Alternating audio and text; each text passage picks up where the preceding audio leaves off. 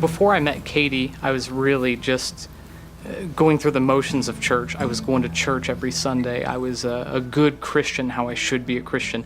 But my relationship with God, I felt like God was almost impersonal, that he just wanted obligation, and God just wanted you to fulfill your quota of what you had to do. I mean, God has a mandate, and he expects you to go to church. He expects you to do good. He expects you to be a good person. Through my experience becoming, a more in-depth Christian, I really got to experience God's radical generosity and realize that God wanted good things for me and that he was absolutely generous to me, and that it wasn't my duty to do what God wanted, but it was my privilege. It was, what a good relationship is.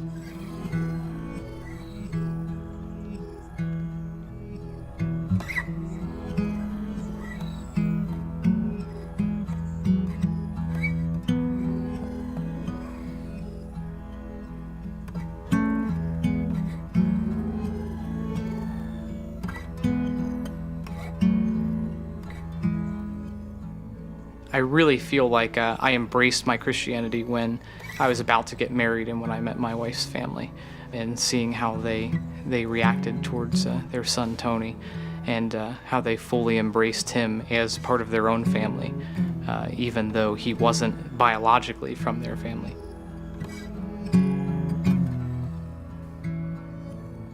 I remember in that moment just realizing how much God had given to me that I didn't need, and how much extra I had, even though at the time I may have felt poor or felt as if I was going from bill to bill. But that actually genuinely created a good relationship between God and I, where I felt like God didn't need my stuff, but God did want me and wanted my heart to change. God moves me outside of my comfort zone constantly. And, adoption was one of those things where I really had to step out and be challenged, not through the concept of adoption. I said, okay, that's a biblical thing. God says, take care of the widows and orphans. That's pretty, in my mind, it almost feels like an obligation. But through that process, I learned something different. Like, it wasn't an obligation.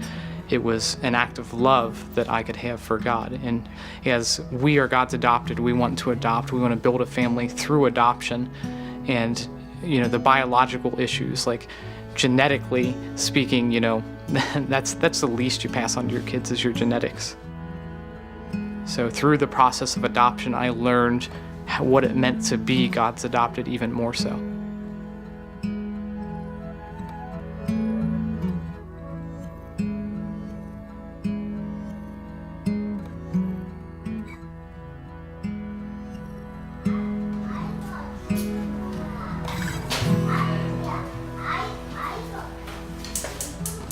One of the most vivid memories of my life, weeks of my life, is when I had to decide to actually adopt. We were licensed through Hamilton County to get a kid, and we got a call for a healthy baby girl. Katie and I were both super excited, and we're like, man, this is our first call. We're gonna have our first baby. So I actually left work early to get home so we could call the county back in time and say, hey, hook us up with this baby girl. And the county had said, oh no, she's already been placed.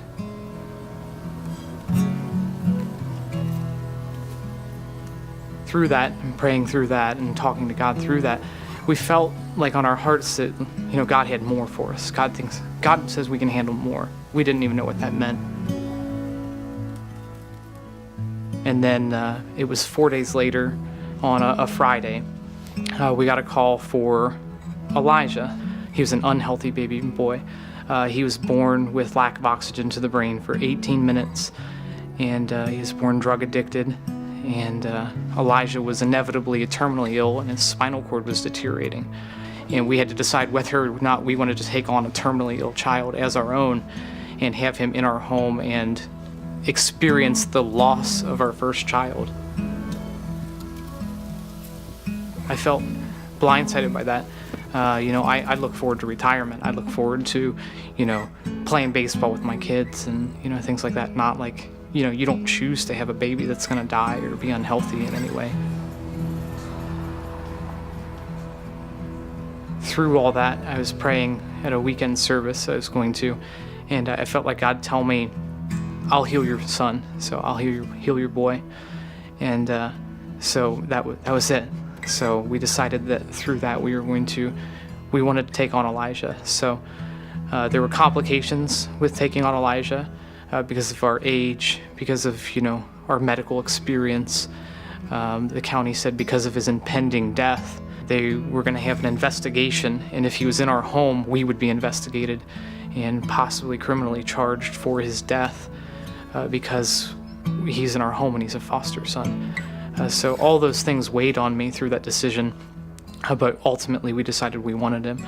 So on Monday morning, we called the county, and he was still available. Nobody else had taken him over the weekend, and so we went to go meet our son later that day. You're not just gonna relax? He's like, I know where we got Just relax. Our biggest thing that we could do for him is pray for him and care for him and love him. And we said, hey, look, if this boy's only going to be here for 2 weeks to a month, we're going to love him more than any person has ever loved a human. And we're just going to hold him constantly, and we're going to take care of him. And he's going to have the best 2 weeks of his life. I specifically remember praying for him one night. We had measured his head the night before, and we laid our hands on him. We were praying for his head, and his skull actually popped. His skull came apart, and his head grew 6 centimeters within 1 day. So his growth chart hopped on the scale.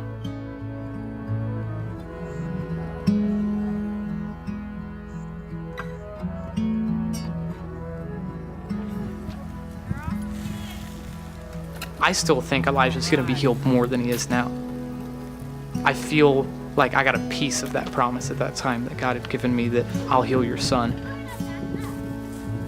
From that point on, we realized that God really can do anything. I mean, we saw a miracle happen in Elijah's healing, and him being 5, that's insane. It really put a different perspective on how we thought about God and his power and his love. He can take anything and make it something that he wants in whatever condition that he has. God has made Elijah he taught me how to love, and he taught me what it was like to be that adopted child and to have ownership of my identity. So I feel like God put that on my heart to seek after the kids that are harder to place, that are harder to find a home for. It really changed my perspective when I wanted to adopt in the future, that we wanted to focus on medical and special needs.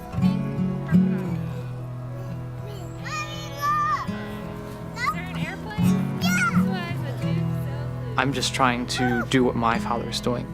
Really, I just try to mimic what I've seen God do for me, done for Elijah, done for my wife. Completely changed me.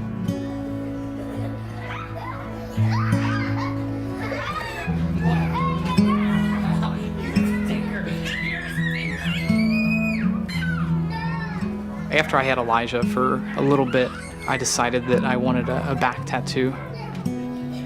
It's a picture version of what Romans 8 is. And it's my identity, and it's my family's identity about adoption and through adoption. We're God's. We're God's inheritance. We're God's people. We're heirs to the throne. So I really embrace that, having adopted and having known all of my kids and their experiences.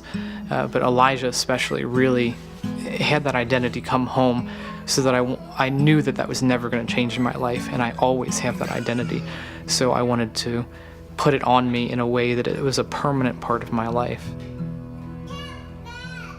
I feel like God fathers us in the same way as I fathered Elijah in that 2 weeks.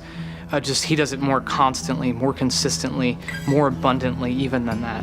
In the same way, I maybe stepped up and I was the best father ever for 2 weeks for my boy. God's that way consistently for us. Like, we can rely on that even more so than anyone else stepping in ever. I mean, nobody's going to treat us or love us the way that God does. So passionately and consistently, more than anything, abundant love.